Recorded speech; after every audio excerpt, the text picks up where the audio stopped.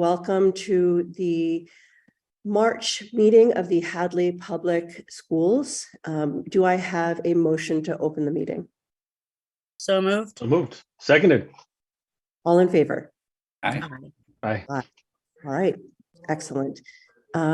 We are going to start with any adjustments to the agenda. Annie, can you take us through that? Yes, I just asked that we move 4C and 4D, the disposition of assets, to right after the program of studies. Okay, very good. And if you could remind me when that switch is, that would be great. Thanks so much. Okay, we're going to start with public comment. We are going to remind the public that public comments are to not exceed 3 minutes. They should be pertinent to the items on the agenda. And we are excited to hear from you. So if you are interested in making a public comment, then please go ahead and raise your digital hand and we will unmute your audio.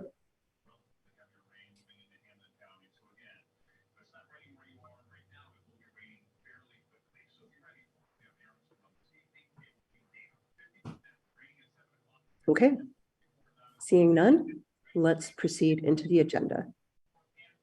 First item on the agenda is the presentation of the Hopkins Academy 23-24 school year program of studies. And here to tell us about it is April. Hi, April. Hello, everyone. There are a few adjustments to the program of studies, so I'm going to highlight a few pieces, and then if anyone has any questions about any other areas that I did not discuss or that were listed in the change document, feel free to just ask me about some of those. I tried to pick some of the ones that might have been more important to everyone in bigger changes, because in general, there are always updates in terms of changing the school year, changing what's offered. Our classes run through a particular rotation. So there's all of those little changes, and then there's a few additions. One of the items that I wanted to mention was that we had a long conversation, or a few conversations this year with the department chairs, and we made the decision to adjust the course requirements. So previously, to take an honors or an AP course, there was a required grade that students had to earn in order to take that course, and that has changed in the program of studies so that it's a recommended grade instead of a required grade.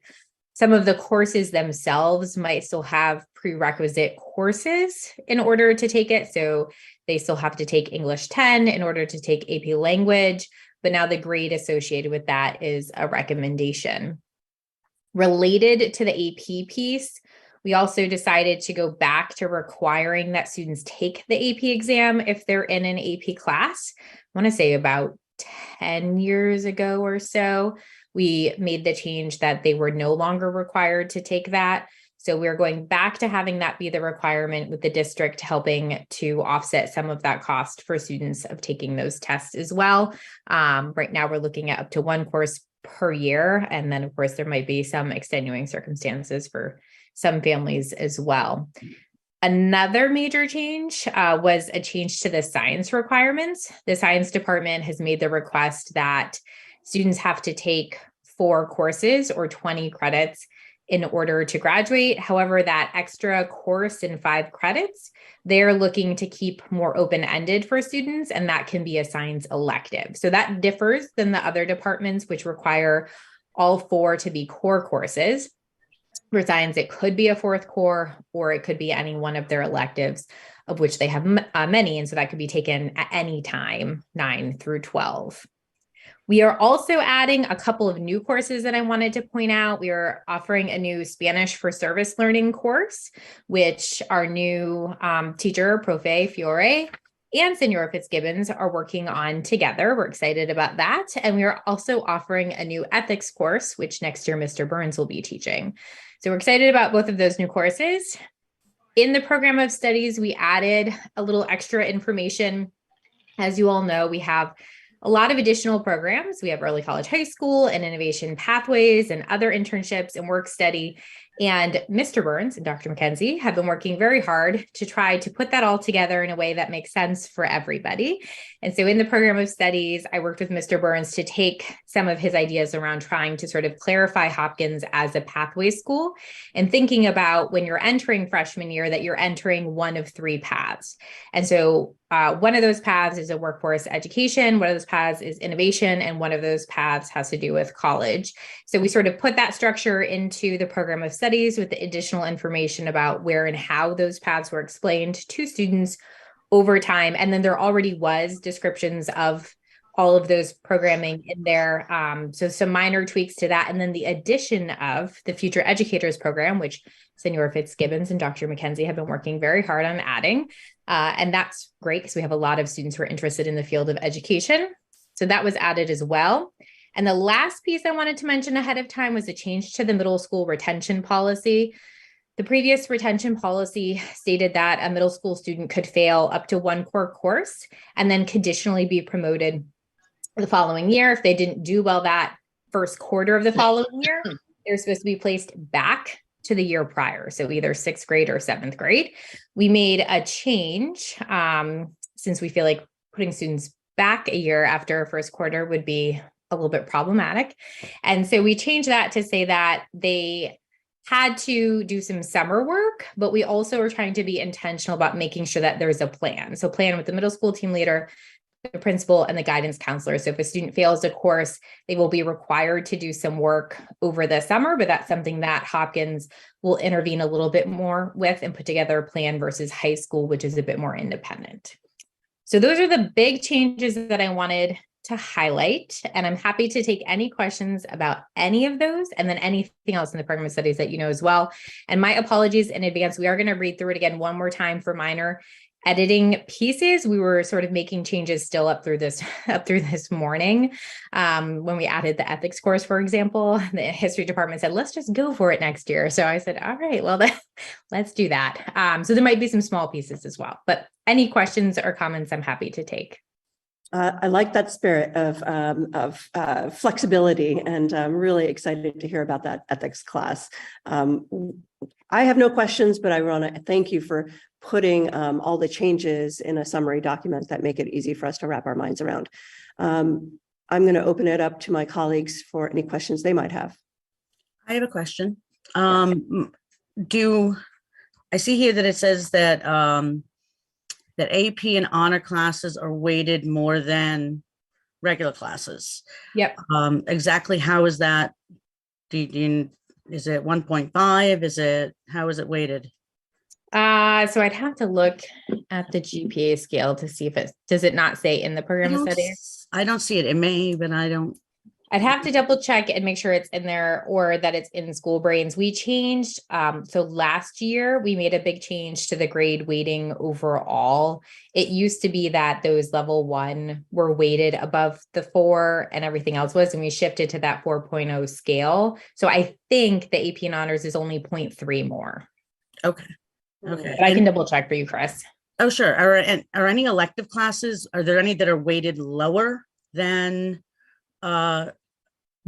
an average class? So nothing Weighted lower. And the other change we made last year was adding those courses back to the GPA. So they had been taken out of the GPA. Art, for example, and PE were not included in a student's GPA.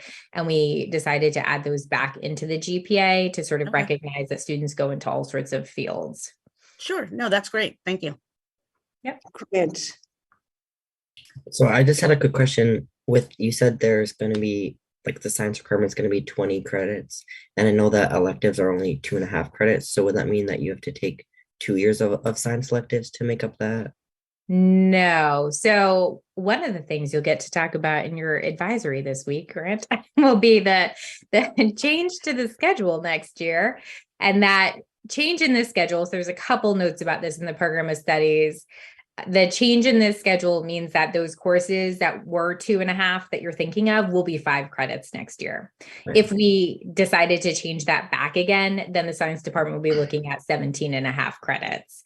Right. But those classes that were 2.5 will be 5 credit courses next year. Right. It's a great question, though. Great. Any other questions for April? Yeah, April, go ahead, Paul. Go ahead, Ethan. Mr. All right, I was just gonna, April, thank you for this. This was awesome. Just a question on the change for requiring the kids to take the AP exam and the reason behind that. Sure. So I think our teachers are looking for, we've seen a decline in the participation of the AP exam, not necessarily AP classes. And I think the teachers are looking for that method of assessment just to see how the courses are doing and how the students are doing. It's not tied to their grade at all. I think, the places of compromise that we came to was that they wanted to require that again so that students, could have that full experience. We understood, though, that not all students could afford that, which is why we talked about helping to offset that. And then, that the other thing that I pushed, which I know has been important to many of you in exchange for some of that too, was, well, if we're going to do all these things, then I also think we need to make it more available to students. And so that's why we changed the prerequisite to a recommendation instead. So it's another data point for us, essentially. Absolutely. Thank you. Yeah, thanks, Ethan. That was one of my questions. Thanks, April. On the innovation pathway, so there's 3 paths, right? The future educators, the life science, environmental science, and then the business. Business, yep. And is it only the educators one that requires the internship? No, so they all require an internship, or technically it can be an internship or a capstone project for the life sciences and business. Students typically choose an internship, but they can choose either one of those. And I think we're also hoping to have a tech pathway in the works, but as of right now, not for next year. Great. Are there any other programs that require internships? Not that require an internship, but we do want to make sure that it's clear to students that they can still participate in internships, even if they're not in one of those specific pathways or in work study. Very often we have students who just have no idea that we even have those options or ways to facilitate those. So we've had other internships this year for students who are not in either one of those programs. Okay. Thanks, April. Yep. Christine. And my only question is about, do you discuss with the students? I know this has been, talked about extensively in terms of if somebody wants to take an AP, and even though you may not feel that they're ready, and I know our schedule can be really tight, but there are times where people will start an AP and then switch out because they're being, they just don't feel they can handle the workload, but wanted to try it. Is that still going to be an option? Is there a way, is that possible? Yeah, we have an ad drop every fall. And so typically those teachers will have those conversations with students in the fall, and students usually know within those first couple weeks if they feel like they're in the spot for them or not. And the students know that if they don't do well, I mean, I'm just curious about, if I'm always concerned that they don't understand that, if you get a C in an AP, it's not the same or rated the same. I mean, yes, it keeps you off of honor roll, which is a big deal, I guess, to a lot of them. But in terms of your GPA, it won't have that same effect. It won't lower your AP. I believe they know. And my experience has always been that they're aware of that and taking those classes. But maybe Grant has a different point of view on that. Grant. So I knew that the AP and the honors, they're rated higher. And I believe this year honors was an extra 8%. Is that true? Or is that going to change? It's not going to change. So whatever it was this year is what it is. We didn't change the GPA or weighting from last year to this year. Okay. And honors was 8%. And what was AP? Should be the same. Okay. Thank you. Great. Thank you. Yep. Joyce. Just a quick question. Could you tell me, how do the students do an internship? Just a brief thing for me that I wasn't aware of on how do you set them up with doing internships? So we have a few different staff members who work hard to do that. So that could be anyone from our guidance counselor to, we have a couple different teachers who lead some of those innovation pathways. So Nick Simmons leads the business and finance, Kathy Nagella, Susan Duncan are a part of the life sciences. We also have Senora Fitzgibbons, who's been doing a lot of that work this year. So that's a big piece of what she's been doing as well. And then because Dr. McKenzie there is someone who likes to have 100 jobs in one. She also helps to set up students with internships and network. And so that networking of those internships is something that we are currently working on. And so different people help to set up different ones for the students and review with them, basics around workplace expectations. We also have TAs and independent studies within the school. And so those are usually student driven and facilitated with the guidance counselor as well. So it kind of depends. Some of our internships, we've had special opportunities of some that are paid and some specific places that are looking for interns. So it really sort of depends on the internship. Just a couple of quick examples for me so I could get a feel. Sure. So we had a student who was working this past year with Molly Keegan in the town in finance. That internship has been going on all year. And then I know we had, Annie, I forget what the name of the IBM was. You guys were looking for the IBM internship for students. I don't know if you ended Yeah, up. so that's a new one. that. So you're right, Curran and Keegan, we have an paid internship there. We have a paid internship and some hours unpaid at Hadley Public Safety. We have opportunities for paid internships at Western Mass Food Bank. I'm not sure if we have any students there right now. We have a few other local businesses where students are working in things to help the businesses with marketing and tech. Okay. I'd like to introduce you to one of my 2 interns for superintendent communications who will be helping with the district, with the superintendent's newsletter, Grant Dontabenman. Welcome to be one of my interns. So Nice. expecting that the superintendent newsletter will be even more wowy because Ali went. Okay. Good for you, Grant. And we've been working on trying to sort of develop our presentation and student knowledge around both innovation pathways in early college, high school, and internships in general. So that's a piece of the work that Mr. Burns and Senora Fitzgibbons are working on right now in order to present that more consistently to students over time. Who should, great. I'm sorry, who should they get in touch, a business, if they're interested, who should they get in touch with? Because a lot businesses in the area may not know that we have this, but if we, they hear it on here or on the selectmen's meeting or some other time, who do they get in touch with? I could say the easiest thing would probably be if they want to do the form submission to me through the website, superintendent. If they know Senora Fitzgibbons, they can go directly to our Fitzgibbons. Great. But they can certainly just go on the website and do superintendent. Yeah. And if they ever go to the wrong person, enough of us know to point them to the right person. Thank Great. you. Very informative. Thank you. Any final questions on the program of studies itself? Okay. Do we need to vote on this, Annie? Excellent. Do I hear a motion to approve the program of studies as presented by Principal Camuso? So moved. Seconded. All in favor? Aye. Aye. All right, very good. Thank you, April. You're welcome. Okay, just a reminder to the public that there is no public comment after the public comment period. So we appreciate your interest, but we're going to move on with the meeting. Thank you. The next item on the agenda is the public hearing, the fiscal year 24 budget. Annie. Yes, so the budget has not changed since our last presentation. We are asking the town for a increase to local contribution of approximately 2%. Our total budget increase for all expenditures from FY23, our current fiscal year, to next fiscal year is 1.66% is the total budget increase. And in local contribution, again, we're requesting a 2% increase.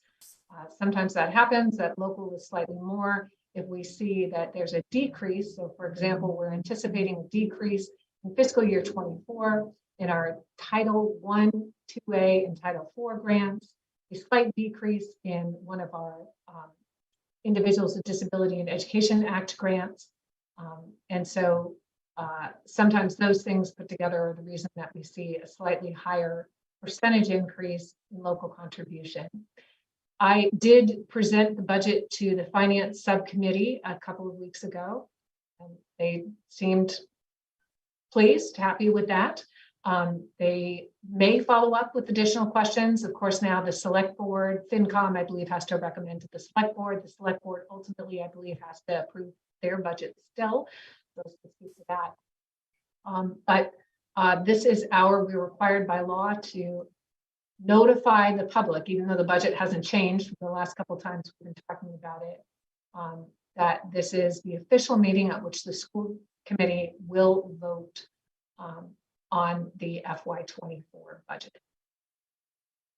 Great, thank you. Any questions for Annie on that? No. All right, very good. Thank you, Annie. Oh, just a quick question, sorry. The local contribution goes up 2.06%, while the budget goes up 1.66. Yeah. It's just a change in some grants, or why is that? Yeah, so when for example, as I said, there's a slight decrease in some of our title grants. That's why local contribution fluctuates a little bit more. And as a percentage, so think about it in terms of the percentage, because in addition to local contribution, we have about $1.5 million that come through circuit breaker grant funds. So you have local contribution and you have other revenues. And so the local contribution is less than the total budget, right? So also fluctuations are going to result in a higher percentage. Does that make sense? You're dealing with a smaller number overall in local contribution. Yeah. Just want to give you all a shout out for increasing some crucial staffing while still keeping the budget increase at a very minimal amount these days, right? That's way below inflation. And we see other school districts, unfortunately, having to cut positions, and just you all doing a great job. So thank you. Well, thank you. And I will say, truly, it's management all around. And I do want to underscore how much we appreciate the town also just being consistent in support. So that makes it less likely that we'll have these big upheavals. Because I did ask my colleagues what some of their requests are. In some cases, they were as high as 14% from school departments. And the lowest among my colleagues was 4.5. Wow. With a lot of them floating around 8 or 9. I know, like Joyce is ready to have a heart attack right now. Don't worry, we're never coming close to it. So yes, but that's because we have consistent support. So we don't have these big ups. Just I think we're spending our money wisely. I'm not saying others aren't, but we're spending money wisely. So thank you. Yeah. Great point, Paul. Thank you. Okay, no other comments on the budget. We're going to move on to the presentation item C, disposition of assets, a donation of a table in the Hopkins Academy Staff Lounge. Annie, can you tell us about that? yes, I can. So April has done a wonderful job of taking good care of her faculty, and Chris could probably speak to the fact that the faculty lounge, although nostalgic, was a little sticky and crummy in some of those tables. Some of our school committees remembers those days of meeting in there. So we have replaced that table. That also was more of a problem for custodians to stay on top of, with several circular tables. If any of you have students in Mr. Burns' room, so lots of circular tables, chairs, and just a general kind of tidy up and clean up. We would like to dispose of the asset. Actually, I think we're looking to donate it. I think somebody actually wants it. So the school committee needs to approve that. And I'm just going to fold in the next disposition, the 35 surplus American Vision textbooks. That is, they're no longer using those textbooks. Frameworks have changed. The teachers got together. They don't use those textbooks. And so they would look to recycle to the extent that they can. Always our goal is to keep things out of landfill. So we attempt to recycle. We see if there's anybody else who needs them. And those are the two assets. It would be two separate votes. Great. Do I hear a motion to donate the table from the Hopkins Academy Staff Lounge?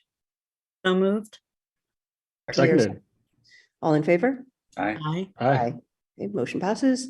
Disposition of assets related to 35 surplus American Vision textbooks. Do I hear a motion to recycle or pass along those textbooks?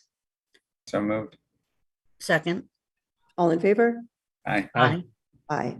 Terrific. Thank you, And everyone. here's my silly question. Did you guys vote on the budget? Gosh, I'm taking. I don't think we did. Okay. We did thank not. you. No. Most important thing of the evening. That'd be great. Let's just do that now. Do I hear a motion to approve the fiscal year 24 budget as presented by Annie? So moved. Seconded. All in favor? Aye. Aye. All right. Good, Thank you. good catch. Yeah, that's good. Yeah, Peg Zekanowski would not be happy with me for good reason. right. Okay. Moving on to item E, amendment to non-union employee handbook. Annie. Yes, so E and then I there, holidays.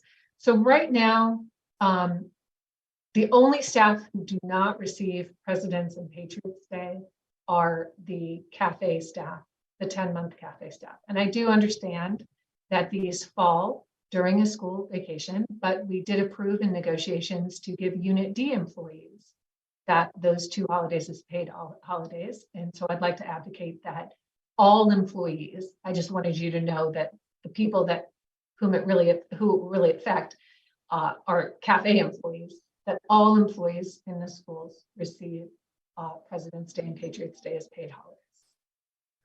And it's just a matter of consistency for you, just fairness. Yes, definitely fairness. And also if you're talking about in terms of, these are not, we advocated for our Unit D, our educational support professionals, to get those paid holidays because they are not our highest compensated employees. And that's also true of the cafe workers. So I do feel it's fair. I don't want one group of employees not to have a similar benefit. And particularly, I would advocate for its employees. Annie, do you need a vote for us on that? Yes, because I'd like to change that as a non-union employee. Okay, if there are no other questions, I would entertain a motion to approve the addition of those holidays for all staff. So moved. So moved. Seconded. Seconded. All in favor? Aye. Aye. All right, motion passes. Thank you. And Annie, tell us about religious observances. Similarly, our Unit A and Unit D employees advocated for, very fairly and responsibly advocated for being allowed 2 days of religious observance. I'm asking that it extends to all employees in the district, and that is subject to the same conditions as we find as Unit A and Unit D. So there's consistency across the board, and that is that an employee does have to give notice and have the request approved, and then we would grant request for religious observance. Okay, and we vote on this as well. Yes. Do I hear a motion to offer religious observance holidays to HEA non-union employees? So moved. Seconded. All in favor? Aye. Aye. All right, motion passes. Thank you. Moving on to item F, increase in substitute rate. Substitutes don't get paid very much, do they, Annie? Can you tell us? No. So we're currently at, you can see in Hadley, we currently pay $100 a day for a certified teacher, and if somebody does not have certification, they make $95 a day. So Chris and I talked about this. I also, as you can see, if you look at the link in the agenda, I also surveyed some of our neighbors. They got back to me to let me know what they were paying substitutes. And we wanted to do 2 things. We wanted our substitute compensation to be more competitive. And we also wanted to make a greater distinction between our certified staff and those who are not certified. Also, because many of the certified substitutes that we have are retired teachers who come back and work for us too. We really appreciate them. There are a few of them that are here almost as much as when they were working full time. It's a brief break to Florida. That's it. They're back. So I am proposing that we would pay certified educators $130 a day. That's the same as Amherst.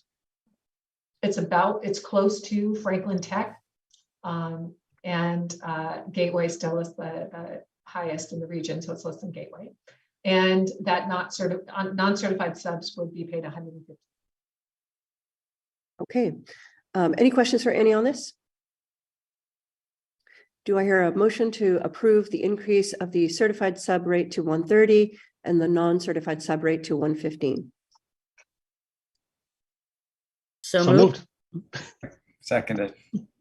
All in favor? Aye. Aye. Aye. Motion passes. Okay. Moving on to item G, the Panorama Student Survey Communication and Questions. Annie. Yes, so I just want to bring this back in front of the school committee. If you remember, we talked about this overall, and I shared the large guide that had a whole bank of questions in it. And Sarah Jaber and I sat down. I know Sarah also talked with Grant and with Priscilla, the student reps, about some of the questions. But we put together a draft of a survey.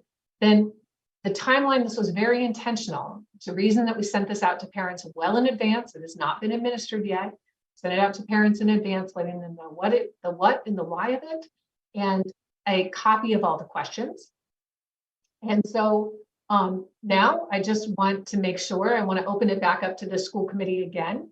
And certainly if there are any questions, or if we want to, ask is, are there any things we're not considering right now? Is there anything that we want to look at? I just want to make sure that we have a conversation about it. Very good. Thank you. Are there any questions for Annie about the panorama survey? Well, I guess I'll start. There were, I have some concerns about unintended consequences of some of the questions that are being asked. I think that I would just like to, maybe look at some of the other questions, if there were ones that I think would, better suit our purpose, and maybe have a discussion around that before sending this out, if that's possible. Do you have specific concerns about specific questions, Christine, that you'd want to raise here? I think that in terms of our, our mission, in terms of, are we, how is this going to be used to affect curriculum? Because, is that the goal? Is that we're looking at curriculum in terms of what, how we serve our students versus, are we, I want to make sure that we have a clear idea of what we're hoping to gain from this survey. I think that some of the questions are a little too broad in terms of, asking about whether or not you feel comfortable. I don't know too many teenagers who are going to answer yes to that. I don't know how many teenagers would say that they have an adult who completely, understands them, because that's not the same as the other questions relating to culture and ethnicity. That is much more personal to me than the other questions that are based on ethnicity or culture. Does that make sense? That's not, it's, I don't know how that question relates to what we're looking to in terms of, feedback. Because someone could, interpret that question many different ways. So there are just some questions that I didn't see where we were going with them in terms of what we're hoping to accomplish. And I just wanted to maybe discuss some of those questions and the impact. And again, what, are there any unintended consequences that could come from this?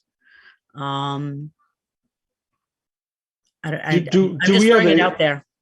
Yeah, Christine, I hear you. I just wondered, you've mentioned the unintended consequences a few times. I'm just wondering what you think those might be. It's a wide range of questions, but when you kind of step back and look at, and I'm just reading the letter again, where it's quite a few different things that we're looking at. And so I'm just wondering what those unintended consequences that you're thinking of. I don't mean to overstep, but may I share something, Christine? Please. So I'm not going to name the parent because I don't have the parent's permission.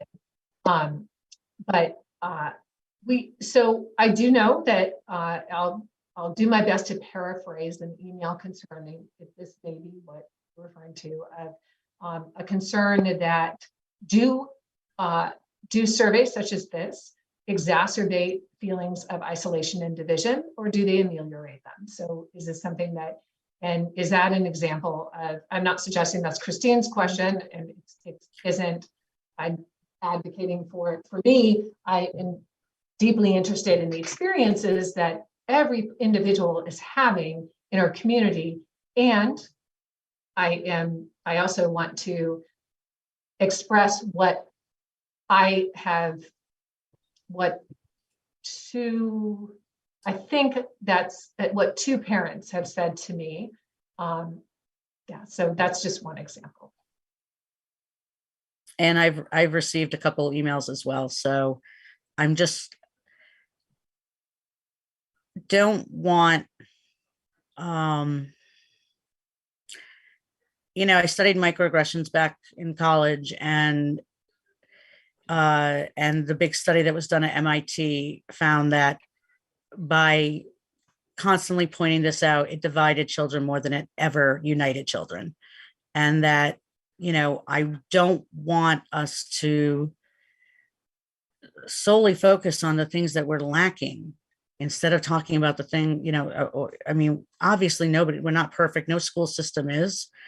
I do feel that some of the questions may set up some of the teachers in terms of, the ones that say, do your teachers talk to you in all your classes? Well, a math class, there are some of us who, have been teachers have been told that's not, you stick to your curriculum.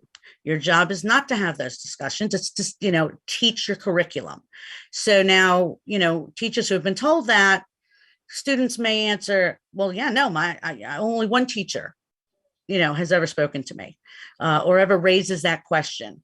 And that's because in reality, you only have so much time. And sometimes that's, those discussions are not,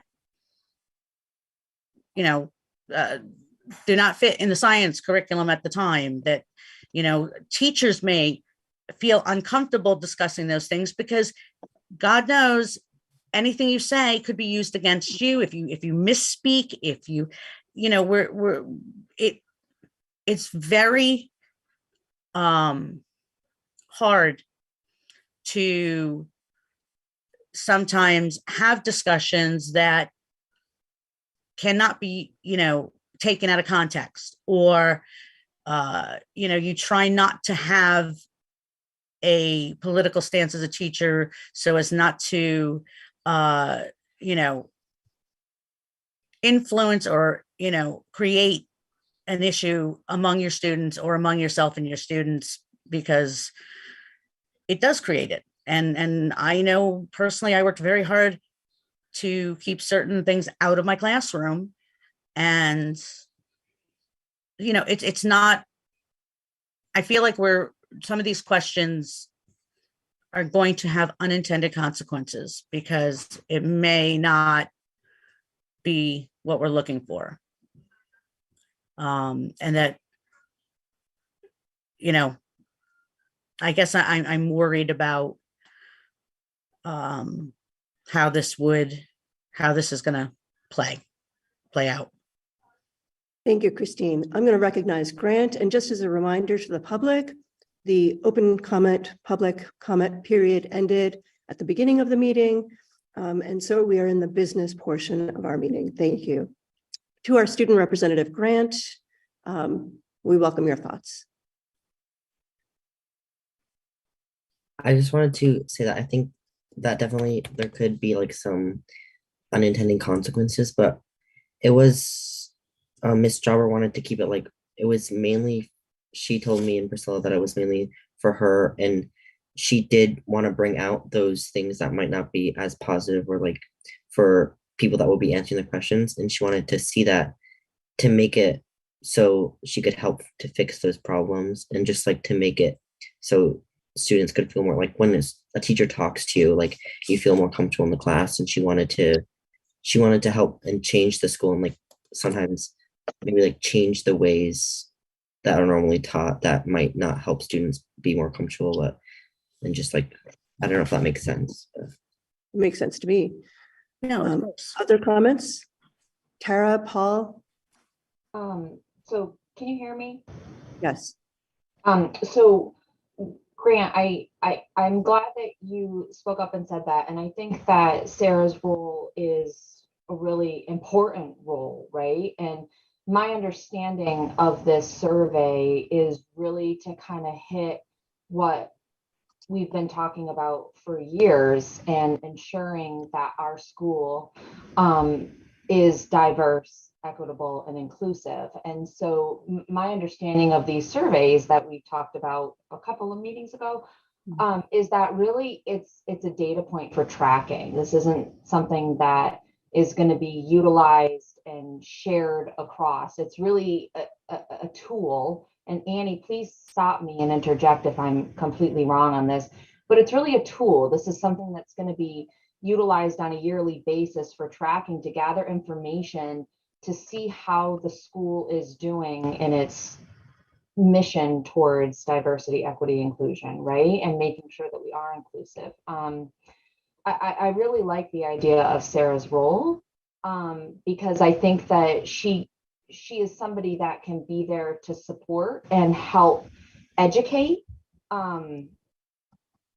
both staff and students. And if there's somebody in particular who's maybe uncomfortable as a student to speak up, and even at the high school level, I don't have anybody in the high school level, but I actually appreciate these conversations being had. And just from my own personal perspective, you know, I find that starting discussions and conversations at a younger age, even at my son's age, is important. You know, when I was in Hadley, it was predominantly white, and predominantly meaning we had 2 people in our school of a different ethnicity.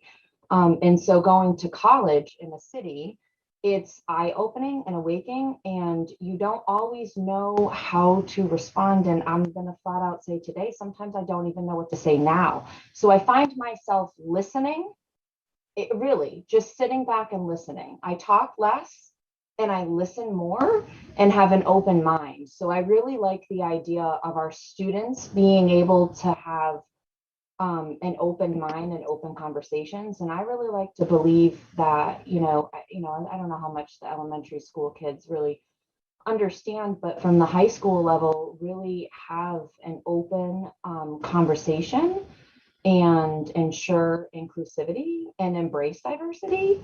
So I think it's an important tool from an administrative point of view to track these kind of things, to even identify if there's a problem. Maybe there's not a problem. I don't know. That part of the reason is we need to find out. And how can you find out without having data to track it? You can't just subjectively say yes or no, there's a problem, or hearsay. And this is the step in the right direction to be able to even track and start a conversation about how to make a change if a change is needed. Thank you, Tara. Grant? I just wanted to also add that I think that definitely the thought that like negative outcomes or like inferences could happen from this, but I just wanted to say that I know Sarah or Miss Chauber's her intent was not to cause teachers to like feel shameful, to like bring teachers shame like for what they might not be doing, but just to bring what they might not be doing out to allow her to help them and to make it so they can be doing those things. Beautifully said. Thank you. Christine? Okay, so first of all, let's back up. I was concerned with some of the questions, not with the survey. Everyone who's ever had me, been in my class, knows that I am all about social justice issues, and I had never had a problem speaking to students about those issues. As a matter of fact, I lived for it. I'm talking about in terms of specific questions, and I certainly am very happy to have Sarah as part of our staff. That goes without saying. I'm talking about specific questions that, you know, we might want to take a look and see if that is going to help. If you know, I guess there was a wide range of questions. I just wanted to take a look and see if there were other questions that may be of better use. That's all. I do not want anyone to think I don't support a questionnaire. Of course I do. I'm just not sure. I didn't care for some of the questions that were being asked or felt that they were going to be beneficial. And I understand the concept. I mean, if we're keeping this in-house, that's fine. But I was under the impression that all of this data was going to be shared with everybody, and that it was, okay, am I wrong? Somebody correct me. So, yeah, Can so you comment about I that? can. So at the end of the day, we can determine, but Christine, my understanding too is that this will be linked into the equity dashboard. That doesn't mean that individual responses can be seen, but that in the aggregate. And also one of the reasons Panorama can create like infographics that make it easy to see changes in overall kind of perceptions over time. So maybe both of these things are true. We could be talking about two different things potentially. I saw someone shake their head of individual responses would not be made public. It's a confidential survey. No, But right. it's my thinking that in the aggregate, this was linked to that equity dashboard, and that we could monitor changes over time, although that's entirely up to the school committee and up to us. Can we review like could we review like as a school committee now the questions of concern, so that way when it gets brought back to administration and Sarah, we have suggestions? Is that? I think that if we can be expeditious about it, we can take a look. The survey link is in the packet. I'm looking at it right now. It's not more than 3 pages of a survey. Looks pretty easy to complete. No, hardly any, I think 3 open-ended questions. So yes. Well, let me ask this first. Christine, how many questions will we be discussing? Can I interject before? Yeah, I don't want this to really be about me. I honestly, Yeah. I don't need to have, I'm just saying that in general, I feel there are some questions that I just think should be reviewed. That's all. This was the first time I got to look at it as well as everybody else. That's all I'm asking, is that we take a look at what's available, or if there's any other. So this isn't, whatever. If you got, I don't want to make this about me. This is not my intention to, to control anything. I'm just voicing my concerns and the things that have been shared with me. That's all.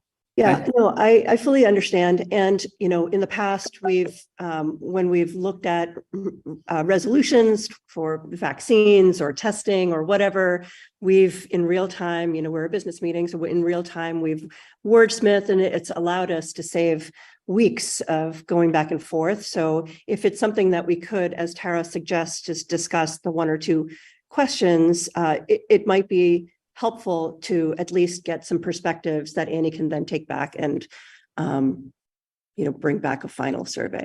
And if I might too, Christine, I don't think I don't intend, my intention is not to be in an attacking way at all, but maybe your perspective is different than my perspective coming as a teacher, or as I'm not a teacher. So I think it's useful, and you bring up the good point, Humira. We had a lot of conversations where there were very, very differing views during the pandemic amongst us. And it's helpful just to kind of hear where the concerns are, and it brings perspective to somebody who may be viewing something differently than somebody else. And then that way, I don't know, we don't have to. I'm just thinking it just provides some good feedback for Sarah and the administration before they send out that survey, instead of having it, go back and forth. Can I ask a few questions? So Annie, it says on the letter that it'll be sent to parents, faculty, and students. Is that correct? So they'll be correct. There will be the first survey that we'll do will be with students. And then we'll do at the same time, during the same period, teachers will fill out almost the exact same questions that geared toward adults. And then later, once we've completed this, we would send home a family engagement survey. So slightly different, less about equity and inclusion questions, a little bit more about school safety. It's a slightly different survey that Panorama has developed. And the other reason we sent this out is because any parent can email me and say, don't give my child a survey. There's nothing required here. So that letter will go to the parents prior to the students receiving surveys.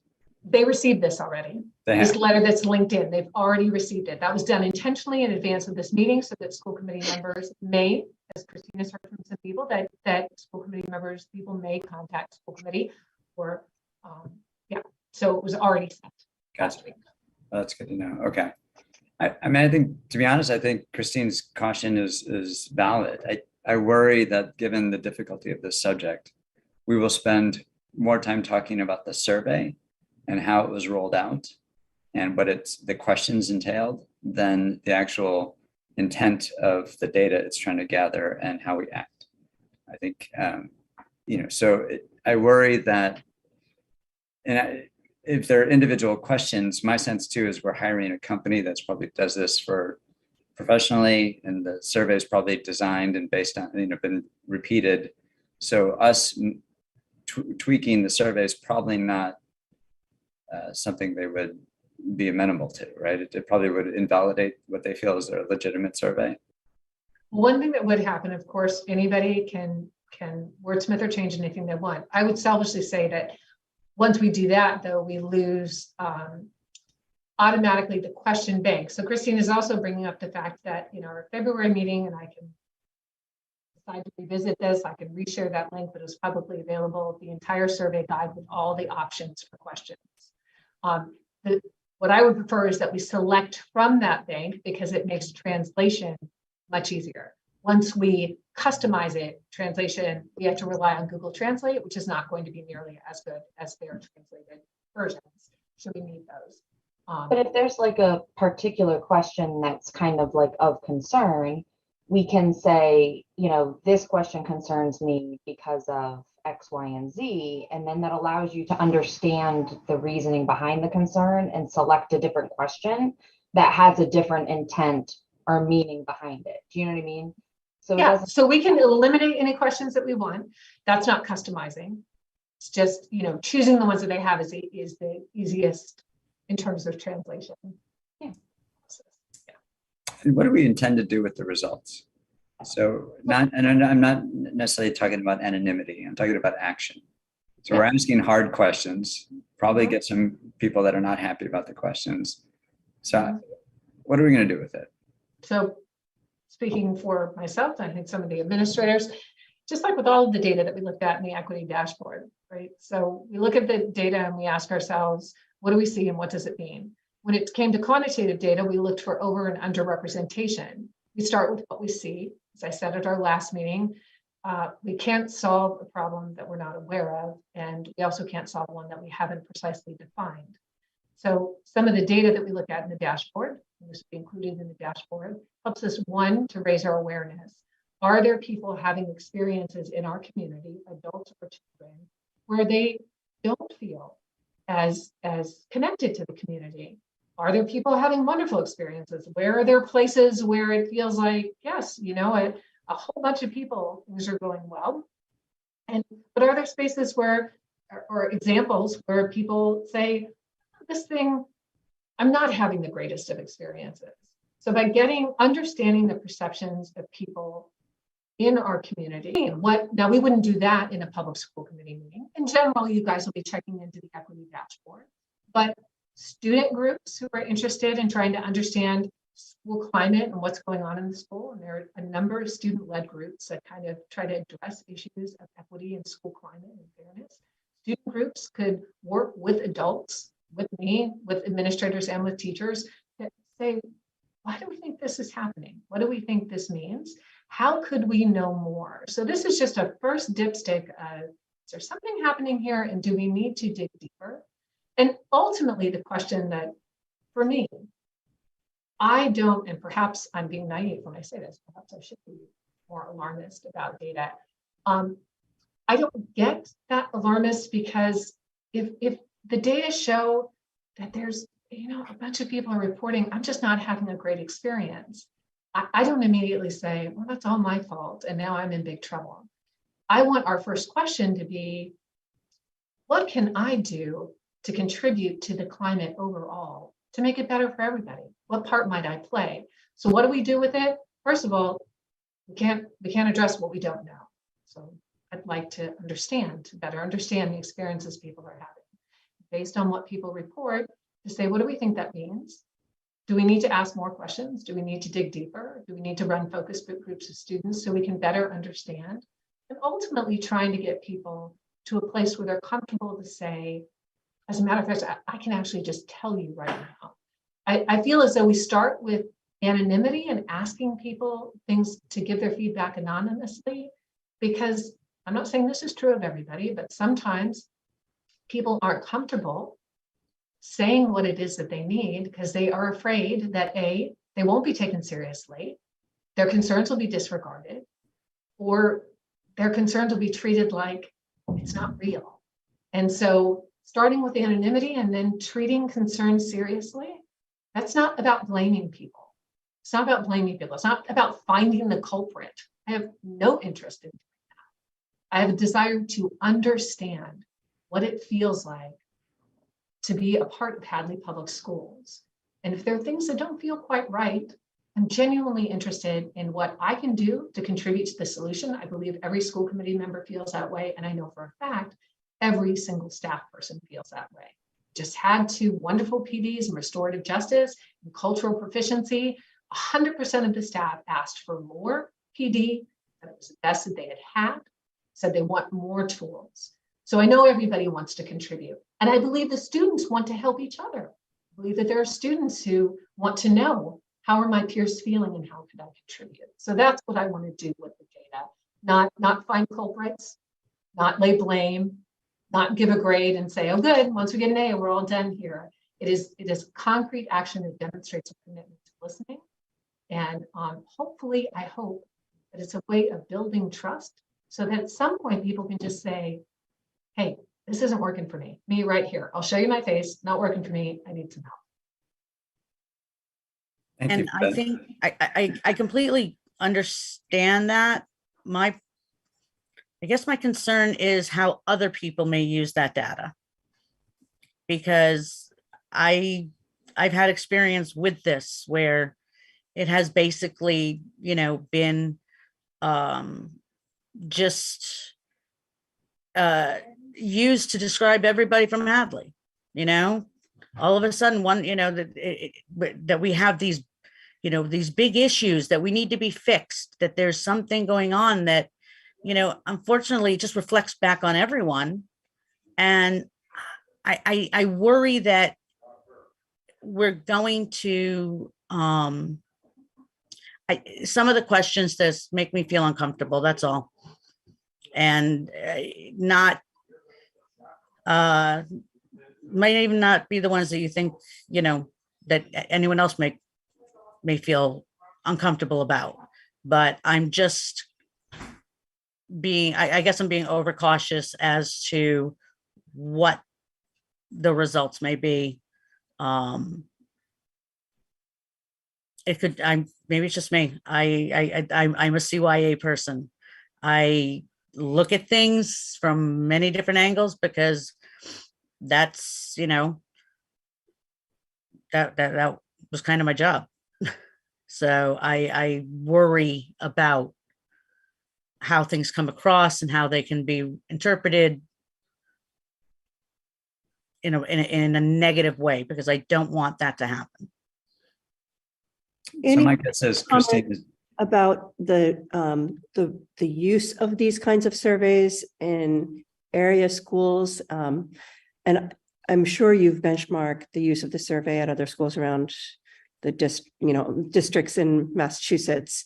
Have you heard anecdotes for how communities experience this? Has there been like a negative reaction in communities that have done things like this? I haven't asked that question specifically. Like, have you had negative backlash around any of the data? I haven't specifically asked that question. I would, and for one reason is because I always expect and accept that the ways in which the data are interpreted and the narratives that people attach to that are as varied as the number of people that you have looking.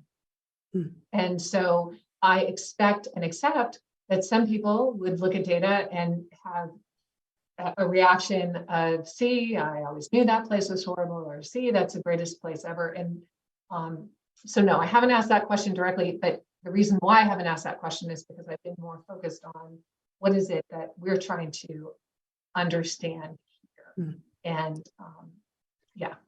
I think that's a fair question, and so Panorama is a company that does this. So what's their experience? Maybe we're being too cautious.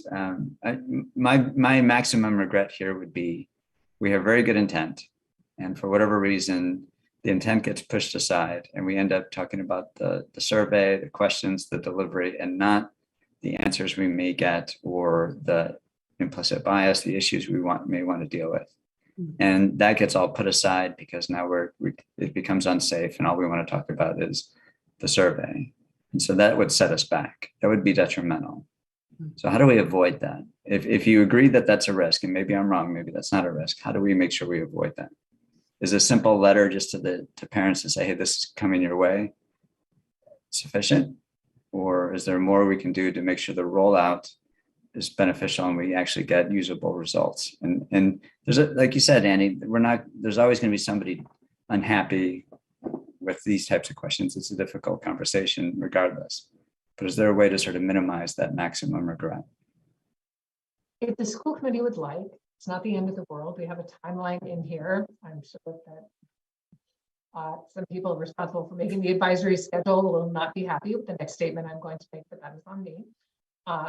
That if it would be helpful, I can certainly ask additional school districts. I can ask some of the clients that I said to you that Panorama works with, it could be other places. I can ask questions about, talk to me more about your rollout, talk to me about what were the landmines that you didn't see.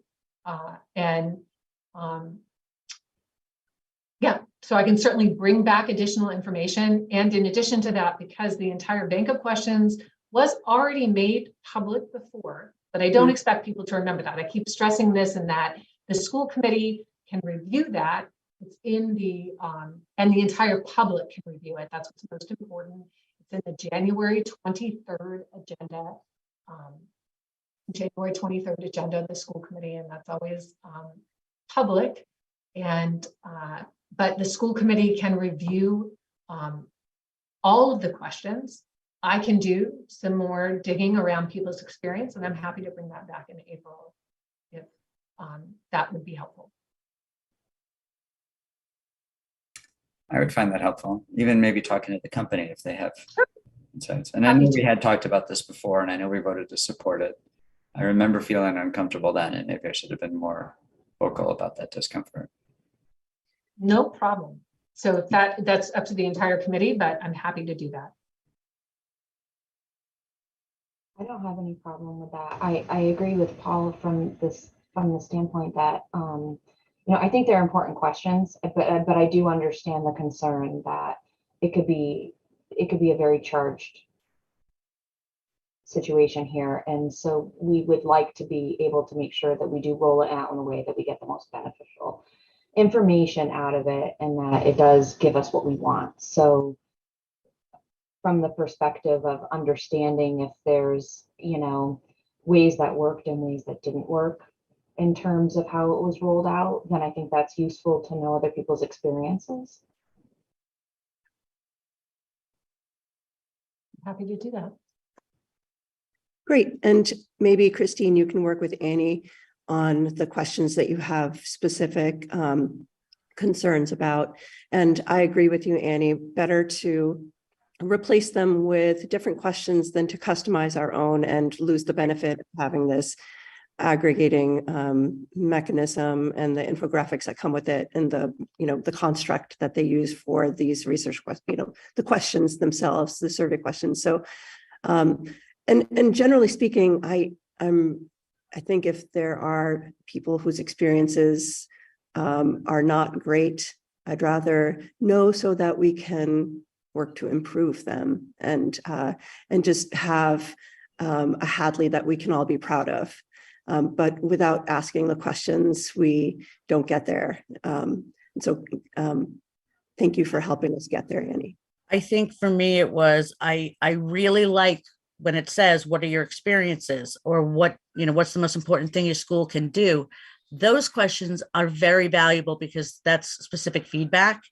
My concern was more of the multiple choice ones. And, for me, that some of them just don't feel like they are, they give us a direction to go in, it just feels uncomfortable. It's not the, I like the ones that are specific to what's your experience and what do you suggest we do more. That's I just me. personally liked the multiple choice ones because I felt like it could give us a number at the end of the day that we could then compare year after year, kind of like a dipstick or a temperature check of how are we doing. So I viewed those as positively. I know that when you have a lot of open-ended questions, it becomes hard to Tabulate. Yes. tabulate and come up with anything definitive. And we're Yeah. in this for the long haul, right? We're looking Right. to start now so that 5 years from now, 10 years from now, we can say we've really addressed these issues. We have an amazing social learning school climate. That's where we want to get, but we don't get there if we don't ask, especially the like numeric questions that we can compare year over year. So, but yes, Annie, if you could connect and like figure that out so that we still have that ability year after year and are able to look at those infographics in an aggregate way without looking at people's specific experiences or specific educators, that would be great. Grant. I just did want to say, the multiple choice is great, like as you said, because we can just get a number. But from a student who takes a lot of surveys from the school and just like from other people, sometimes multiple choice is harder to really get what you want to say. Like if a question is asking, do you feel like the school or certain classes are diverse? And the multiple choice are strongly disagree, agree, or strongly agree. Sometimes I can't put my answer into one of those categories. And so I don't know if this is possible. And I probably should have brought this up when I was meeting with Ms. Jobber, but I feel like it would be beneficial to put in all the open choice response questions, put an extra option where you could put your own open response. And I know that would make it harder to make a big number, but for some students, they might feel like their answer doesn't just fit into one of those strongly disagree boxes. So I feel like that could be a good option if that's Helpful possible. feedback, Grant. I appreciate you bringing that up. And I would say, Annie, if there's a way that maybe after a bank of multiple choice where we could get aggregate numeric numbers, there was a please explain, an open-ended as an optional, and make it optional that allows people to clarify what they mean. Yeah, perfect. Great. Thank you. Great suggestion, Grant. Okay, any other final thoughts and comments about this? Okay, so the action steps are, Annie, you're going to do some research about how this has been rolled out in other communities. What might our blind spots be in doing this so that we can really preserve the integrity of the process and keep us safe as we pursue this kind of query. And you'll look at the questions again, think about some open questions, open-ended responses to add after specific blocks of multiple choice. And Christine, you'll give Annie feedback on some specific multiple choices that that you'd prefer were different. And Annie, ultimately, I trust you. I trust you to present to us the survey that you need to get the data to support the educators in the best way possible. And I'm really looking forward to the results. Okay, great. All right, I'll bring it back in April. Thank you all for your feedback. A great new intern. Have I introduced you? It's Grant.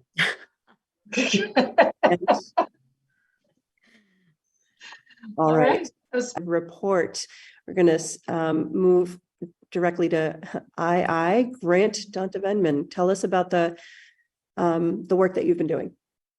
Okay, so I also messaged Priscilla before this, and she typed up something for me to say for her. So I'll just say that after I say my things. So I met with one to say that from a student, it is, sometimes I do feel that, like, sometimes I don't always trust the confidentiality, but I can, like, from student to student, student to parent, I can definitely assure you that these are confidential and that you will not be held at like fault or you will not get in trouble, nothing like that. These are just for purely learning and fixing purposes. And then every question is definitely encouraged, but obviously it's confidential. So if you don't feel comfortable answering a question for whatever reason, then obviously you can like not answer it. I guess nobody's ever gonna know if you don't answer it because it's confidential. But every question is it's not required, just optional but it's encouraged. And if you're not sure what each question is asking, you could either just guess or not answer the question. And I think that this survey is definitely really helpful and it's going to hopefully bring a lot of good changes to the school. So yeah, those are my comments, and then I'll bring up Priscilla's comments on the play and on the survey. So this is hers. Unfortunately, due to some technical issues, the day before opening night, we had postponed the original show, and this is referring to the play. Thankfully, it was a minor issue and was resolved quickly. The new dates are this Friday and Saturday, the 31st and April 1st at 6 p.m. With the extra time, we've improved the play and added some details. In regards to the survey, I think this information can help gauge, I'm not sure how to say that word, but gauge how open we are with our history. Is everyone being shown and represented, or are people being overrepresented? Personally, as a minority student, I've had some issues in feeling not represented to any fault of the teachers. I think this is incredibly valuable and could really help people know that their scene and their history is valuable. That is Priscilla's comments. And if you have any questions for me, then I'm happy to answer them. Thank you, Grant, both for your report and also sharing Priscilla's words. I really value your student perspective, and I'm so grateful that both of you are involved here. So thank you again. I don't have any questions for you, but I'm going to open it up for the rest of my team to ask you any questions. I don't have any questions, but I was just gonna share what Humira said exactly. I really value you being here, and I value you taking an active role in our meeting too, not just waiting for the student representative portion of it and speaking your thoughts. I really appreciate your questions and your comments and your perspective. So it's really important. You have a really important role to represent the students, and your voice is heard by us, and we want to take positive action. So really happy that you're here and really happy that you're speaking up, both of you. Thank you. Well said, Dara, well said. Actually, I realized that I do have a question. I think I'm going to make it to this drama club performance. It'll be my first Hopkins play ever. And I want to know if I can buy tickets in advance, because I'm sure it'll be sold out. And so can I buy it in advance, or am I looking at buying it at the door? Okay, so I'm not sure about that. How did you Not get so badly, Grant, because neither am I. So there you go. And I actually probably should know the answer to that. Grant. All right. How about you get back to us? Yes. I'd assume that if you, I'm assuming that it is on the poster, but I do not have a picture of the poster right now. It But was, I posted a question in their Facebook group and page, and I didn't hear a response. So, but yes, you can get back to me when. I will make sure. I'll make sure it's awesome. Yeah. I'm also sure that if you were to email Miss Lanham, then she'd be happy to answer you. Or if you wanted to send it in with Alia, just like, I'm sure she'd take money early. They probably won't have a problem with that. So if that's an issue, Excellent. Good point. Good point. Thank you. Any other thoughts or questions for Grant or Priscilla? All right, very good. Thank you again. Now, the business manager reports, there's some data linked here, but we do not have a presentation tonight, as That's far as correct. I understand. Thank you. We'll look forward to that in the month of April. Moving on to school committee report and discussion items. Finance, I have nothing new to report. I do not believe there's been a tri-board meeting yet. Keep me posted on if that happens. CES, Tara? So I have not had a meeting since we last met. I will be having a meeting this coming Wednesday. I'm pretty excited about it, actually, either, so I'm excited. And then I'll also be doing a tour of the Holly Street building prior to the meeting. So I'm also excited to meet everybody in person finally. So I'll report back to you next month. Awesome. Terrific. Christine, I see you have your hand raised. I Good just question. I know, I just wanted to say I did look it up and it says tickets are available at the door. Okay, terrific. Thank you, Christine. And you know what? I think I know I saw that, but I also wanted to know if I could. Right. Moving on to policy. Ethan? Nothing this month, as we did not have our meeting earlier today. So till next month. Okay, very good. And capital. Christine? Again, nothing to report as of yet. Okay, very good. Thank you. And for announcements, Joyce, as select board liaison, do you have any announcements? There's something to say about fields. If Oh, we're yeah. on the fields. Oh, I'm so sorry. It's all right. I totally jumped over that. We had Paul. some good news, and Chris Chris is on. I see he just emailed me, so he can chime in. But Perfect. the bids are for the second phase of the fields are going to be reviewed by the town. Should go out in April, hopefully with bid award by the end of May, and then construction starting in June. Wonderful. That's Awesome. great news. Good Thank you job for by that. Chris and Berkshire Design. And Chris, anything to add to that? No, I did actually just respond back to Berkshire Design and ask them, this is a little later than we anticipated. Last time we did this, we went out to bid in January to early February. I apologize for my camera not working. I did turn it on. Oh, I know why. There we go. I have a little slider thing on my camera and I had it covering it. So that was my concern, was that this is a lot later than the last one was. The last time we went out to bid, they told us how important it was to get in early on all of the contractors' schedules for the summer. And so I did respond to that and say to them, hey, last time you told us it was good to be in early. Now we're going to be in late, and will that matter? So he said it shouldn't really, which I struggled with because it was important last time, but now that we're later, apparently it's not. So I will reach out and get just further clarification on that. But that's where we stand at this point in time. I did forward a timeline to Paul that they provided to us. I can certainly send it to all of you if you'd like, just to give you an idea of where we stand with it. And that's basically it at this point in time. Yeah, Chris, I think a key thing, right? I think as you pointed out, they'll have to wait until school's out to start construction. So what is that? End of June 20 something? Yeah, in the 20s of June. Yeah. And then of course, we need to see what the bids come in at compared to the funds. Don't jinx us, Chris. Don't jinx us. It'll be all fine. That's good. Knocking on Prices are wood. coming down. That's right. Thank you, Chris. We have coupons. There we go. I hope so. Excellent. Whoops. All right, thank you. Thank you for catching that, Paul, and appreciate the update. Joyce, over to you. Any announcements from the select board? Not really. Budget is on process, and thank you to the school committee. You work well with us, and I've been thrilled to work with the school committee over this past year, and hopefully things will keep moving along. And I don't have anything else at this point, but I've got some good things to bring back to the school, to the select. Does anyone have anything to report or update us on?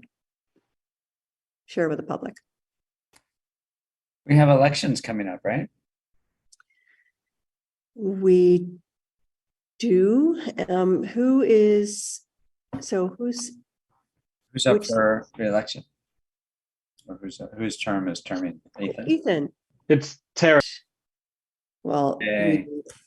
I haven't heard that anyone else is running. And I'm so grateful to you both for running again. You're valued members of the team. I really appreciate your perspectives. So thank you. Yeah. The pay gets a lot higher the longer you serve. In the That's what term. I've heard. Yeah. Yeah, that's. Goes up from 0 to 0, I think. So That's the price range I'm looking for. there you go. You're worth. Having an event the first Thursday in April, and we're very excited to report that Chief Mason will be joining us, as well as Lieutenant Cook. The event itself is called Suspect Citizens, and it's just, we're so lucky to have Dr. Kelsey Schaub, a nationally known researcher about police stops and related incidents, who originally did her research in North Carolina. She's now at UMass Amherst. She lives in Hadley, and so she'll be speaking at the event at the library, and we'll have a discussion afterwards. So I encourage you all to attend. Actually, Hadley Media will be covering it, so you can also take it in afterwards, but it should be a great conversation. When is that, Humira? That is the first Thursday, or actually, hold on, let's see, April 13th, I believe it is. Let's see, hadleylearns.com is the place where you would find all the details on that. And I'm just going to double check because a lot has been going on. Yes, April 13th, and that's hadleylearns.com to RSVP, and also see, you can read the book, which the library has secured a bunch of copies, and the library is a collaborator with us, holding it in their community room. And there's a Medium Post and an LA Times op-ed that Kelsey Schaub and her collaborators wrote. So you can take in short pieces of that information as well. Great, thanks. You're welcome. All inspired by conversation that the community had after Tyree Nichols killing in Memphis. All right. Any other I people? just want to say my heart goes out to the people of Nashville, and as always, we just want to keep our kids safe, and we're doing the best we can, because that's ultimately what we're here for, is to make sure that our kids are safe. So yeah, my heart goes out to what happened today. Very good. Thank you. All right. Any upcoming events, Hadley Public Schools calendar? Look on the district website. I just unlinked it because I think I had an old calendar linked here. So it just got suddenly unlinked in your agenda. Just know that the last day of school now is the 21st of June. Already undertaken all of these action items. Let's approve the minutes of February 27th. Do I hear a motion? So moved. A second? Seconded. All in favor? Aye. Aye. And the approval of the warrants of February 2023. Do I hear a motion? So moved. And a second? Second. All in favor? Aye. Aye. Aye. All right, terrific. Our next meeting date is April 24th. At that time, 4:30 p.m., we'll be having a policy subcommittee meeting, and immediately following the regular school committee meeting at 5:30. We do not have an executive session today. And I think that's it. Do I have a motion to adjourn? So moved. Seconded. And all in favor? Aye. Aye. All right, terrific. By 7 p.m. Thank you, everyone.